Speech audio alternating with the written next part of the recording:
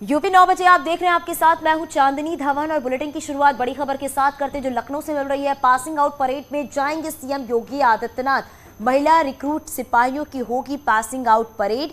Police line में ये passing out parade होगी। कई योजनाओं का लोकार्पण और शिलान्यास भी करेंगे सीएम योगी आदित्यनाथ। लखनऊ से कई जिलों को आज बड़ी सौगात देंगे सीएम योगी आदित्यनाथ। तो कई जिलों को आज सौगात देंगे सीएम योगी आदित्यनाथ। लखनऊ से ही वो बड़ी सौगातों का ऐलान भी करेंगे। और इसके साथ आपको बता दें कि आज CM Yogi Adityanath passing out parade में जाएंगे।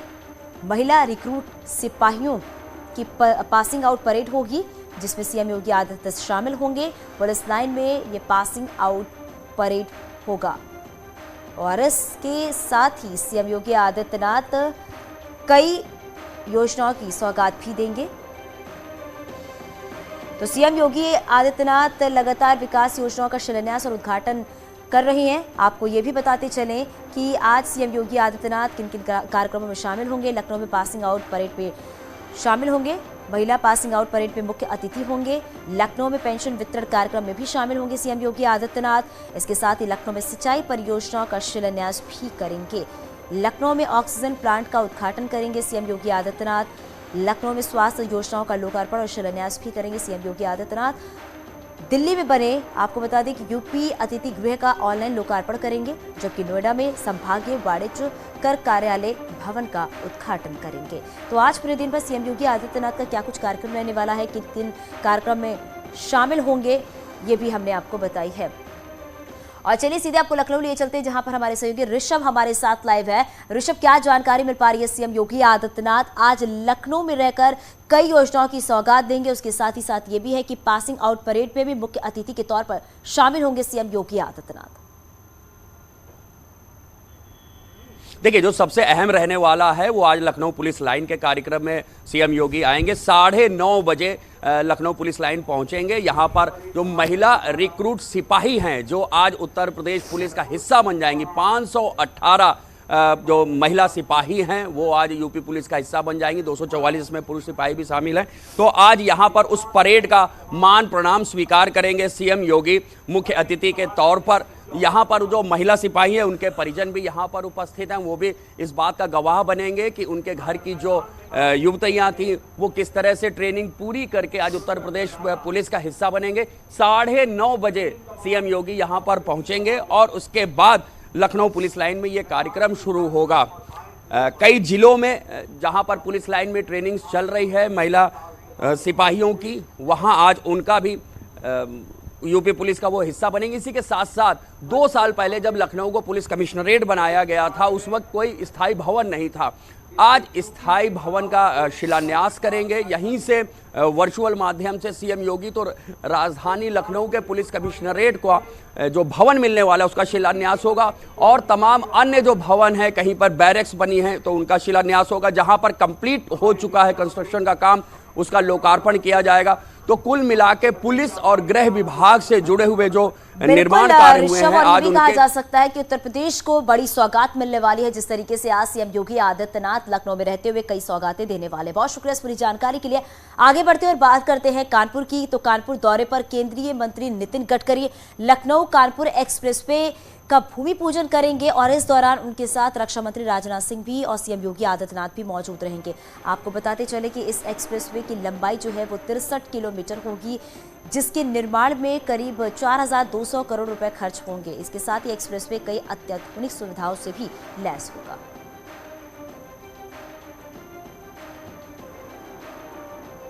तो कानपुर के बाद आज प्रयागराज भी जाएंगे नितिन गडकरी। दोपहर 3:30 पर प्रयागराज स्थित श्रृंगबेरपुर धाम पहुंचेंगे। अयोध्या चित्रकूट नेशनल हाईवे का भूमि पूजन करेंगे। राम वन गमन पथ योजना के तहत ही ये हाईवे का निर्माण होगा। 180 किलोमीटर होगी अयोध्या चित्रकूट हाईवे की लंबाई। हाईवे निर्माण में 3500 करोड़ रुपए की लागत आएगी।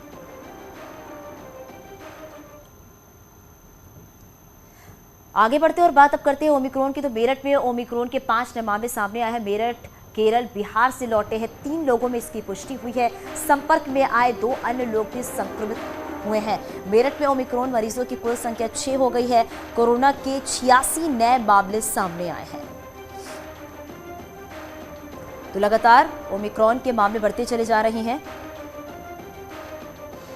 और मेरठ में 5 नए मामले सामने आए हैं। महाराष्ट्र, केरल, बिहार से ये 3 लोगों में पुष्टि हुई है। संपर्क में आए 2 अन्य लोग भी संक्रमित हुए हैं और मेरठ में कुल मरीजों की जो संख्या है वो 6 हो गई है और कोरोना के 86 मामले हो गए हैं। इससे समझा जा सकता है कि कितनी तेजी से लगातार मामले बढ़ते चले जा रहे हैं, चाहे ओमिक्रॉन की बात करें या फिर कोरोना की बात करें।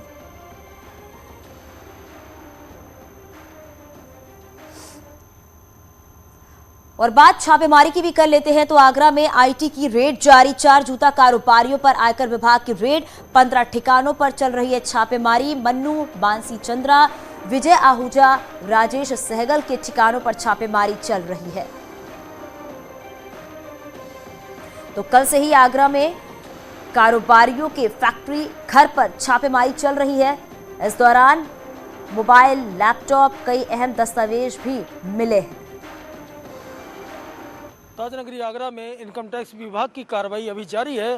तो 24 घंटे से ज़्यादा का वक्त हो गया है इस छापामार कार्रवाई में और आगरा के जो जूता कारोबारी हैं उनमें 4 जूता निर्यातकों में से एक पूर्व सीएम अखिलेश के बेहद नज़दीकी रहे हैं और इन कारोबारियों पर आरोप है कि दिल्ली आगरा रोड पर बड़ी ज़मीन खरीदी, चारों ने निवेश किया और प्राइम लोकेशन की ये ज़मीन है। तो छापे में अब तक laptop, mobile, electronics, gadgets IT के कब्जे में है। तो ये बड़ी कार्रवाई और रात में ये टीम जो इनकम टैक्स की है, जहाँ जहाँ छापे पड़ रहे थे वहीं वहीं इन लोगों ने विश्राम किया और फिर एक बार सुबह से कार्रवाई शुरू हो गई है। तो जूता कारोबार से जुड़े लोगों में हड़कंप मचा हुआ है।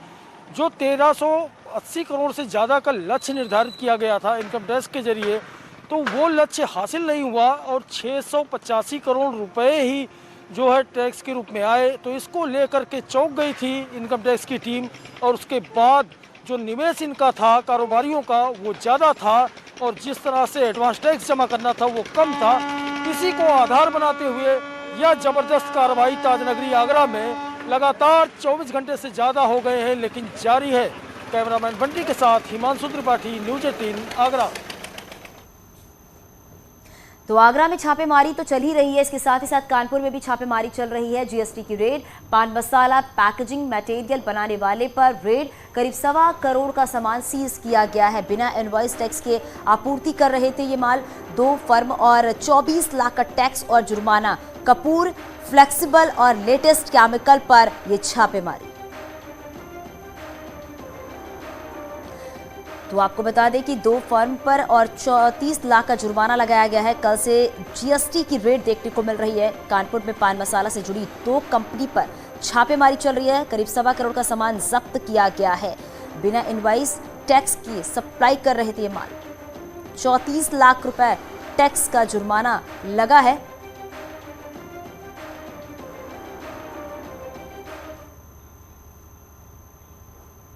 खबर जालौन से है। जालौन में हाईवे किनारे खड़े 2 टोल कर्मियों को कंटेनर ने टक्कर मार दी है और इस हादसे में दोनों टोल कर्मियों की मौके पर मौत हो गई है, जबकि कंटेनर चालक मौके से फरार हो गया। फिलहाल मौके पर पहुंची पुलिस ने दोनों शवों को कब्जे में लेकर पोस्टमार्टम के लिए भेज दिया है।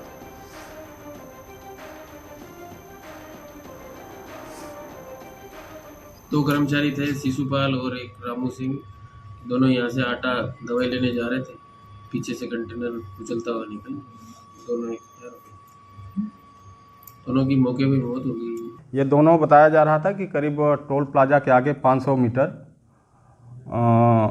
सूर्या ढाबा के पास पहुंचे थे। दवा लेने जा रहे थे, जैसा कि उनके कर्मियों द्वारा बताया गया। और पीछे से उरई की तरफ से एक कंटेनर आ रही थी और पीछे से इसने लापरवाही से उनको धक्का मारा और दोनों ये टोल प्लाजा के कर्मचारियों की वहाँ मौके पे मौत हो गई है।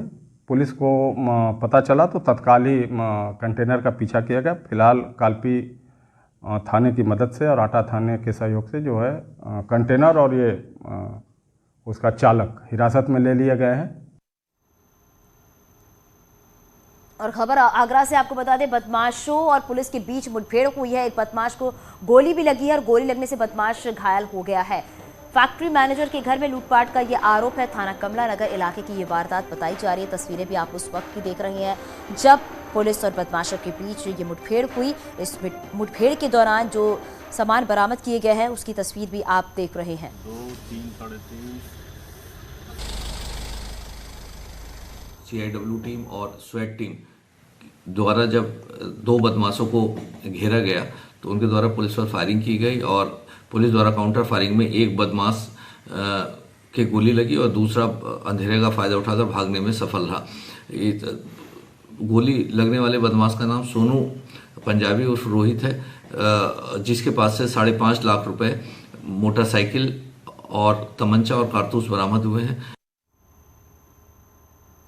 कानपुर में पीएम मोदी की रैली के दौरान तोड़फोड़ करने के मामले में पुलिस ने 7 लोगों को गिरफ्तार किया और सभी पर गैंगस्टर एक्ट के साथ मामला दर्ज किया गया है। पुलिस कमिश्नर असीम अरुण के मुताबिक जरूरत पड़ने पर पुलिस एनएसए भी लगा सकती है। दरअसल बीते मंगलवार को पीएम की रैली में बवाल भड़काने की साजिश रचने के लिए बीजेपी के पोस्टर, बैनर और झंडा लगाकर अपनी ही गाड़ी में तोड़फोड़ की थी, जिसके बाद अखिलेश यादव ने आरोपियों को पार्टी से भी निकाल दिया था। इसमें बहुत कठोर कार्रवाई की जा रही है क्योंकि ये शहर की कानून व्यवस्था को, लोक व्यवस्था को डिस्टर्ब करने का एक बहुत बड़ा प्रयास था।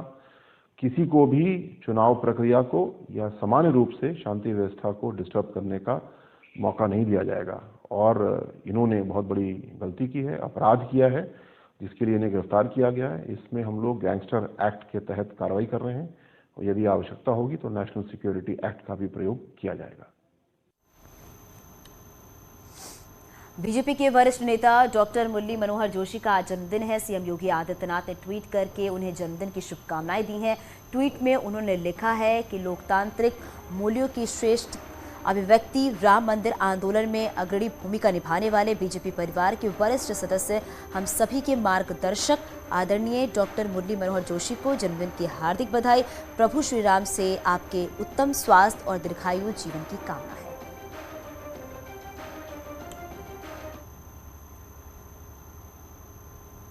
पूर्व सीएम कल्याण सिंह का आज जन्मदिन है। इस मौके पर सीएम योगी आदित्यनाथ ने ट्वीट करके जन्मदिन पर उन्हें याद किया है। ट्वीट में उन्होंने लिखा है, लोकप्रिय जन नेता, राम मंदिर आंदोलन में अतुल्य योगदान देने वाले बीजेपी परिवार के कर्तव्यनिष्ठ सदस्य, उत्तर प्रदेश के पूर्व मुख्यमंत्री कल्याण सिंह को उनकी जयंती पर कोटिश नमन। आदरणीय बाबूजी को उनके दृढ़ निर्णयों और शुचितापूर्ण जीवन के लिए सदैव स्मरण किया जाएगा।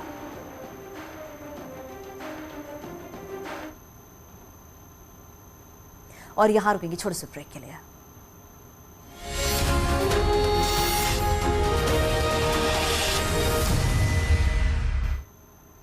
और बड़ी खबर मिल रही है, बीजेपी आरएसएस की समन्वय बैठक 5 से 7 जनवरी तक की बैठक होगी। हैदराबाद में ये बैठक होगी। 5 राज्यों में चुनाव से पहले ये अहम बैठक होगी। तो 5 से 7 जनवरी तक बीजेपी और आरएसएस की अहम बैठक, और इस बैठक में 5 राज्यों में चुनाव से पहले ये बैठक अहम मानी जा रही है। और इसके साथ ही इस बैठक में 5 राज्यों में चुनाव को लेकर चर्चा की जाएगी। ये बैठक हैदराबाद में होगी। तो ये बैठक कई मायने में भी अहम मानी जा रही है। आगामी चुनाव को देखते हुए इस बैठक में आगे की स्ट्रैटेजी भी बनाई जाएगी।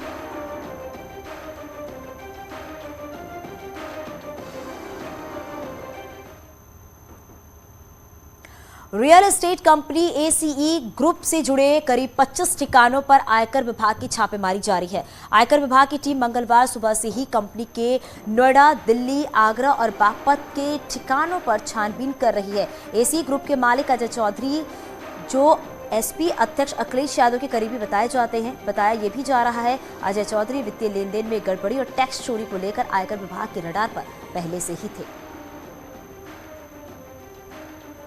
3 तस्वीर आप देख रहे हैं अजय चौधरी के ऑफिस पर ये छापेमारी। नोएडा की तस्वीर, दूसरी तस्वीर बागपत की दिखा रहे हैं जहां पर फार्म हाउस है, वहां पर भी छापेमारी, और तीसरी तस्वीर भी आपको दिखा रहे हैं कि अजय चौधरी के उन सभी ठिकानों पर छापेमारी चल रही है जहां जहां पर अजय चौधरी के प्रोजेक्ट्स हैं।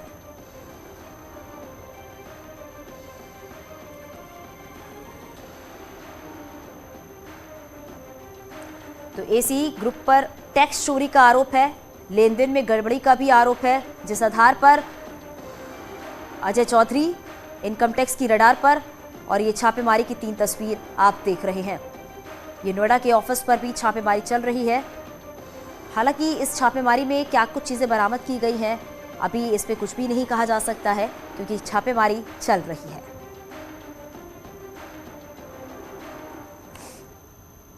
और यहां रुकेंगे कुछ ही पलों के लिए।